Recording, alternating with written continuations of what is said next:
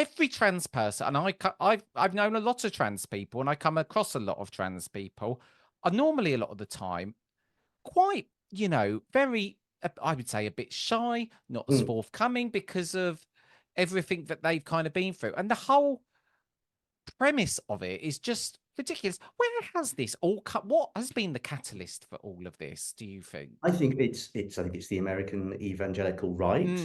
Yeah. There is also the European Parliament has published at least one report on this, actually, and they've expressed the view that it's actually connected to other extremist movements, and that it may in fact have a degree of foreign actor funding by Russia. We saw with and that's quite openly discussed actually in the trans community. At least one politician has mentioned it to me as well. But the European Parliament have produced a report about this.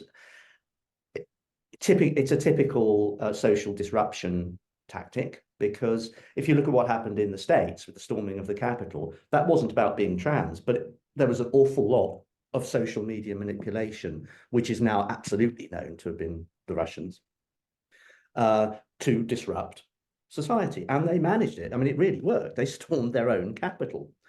And it contributed to the fall of the Scottish government. And in the end, it contributed to me going. So it's been successful.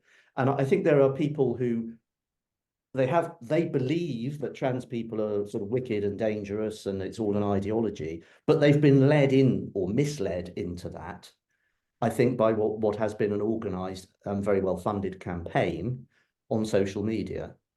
And there's a high degree of media capture in terms of the newspapers, many of even the most liberal newspapers. You can't exempt the Guardian, for example, from this.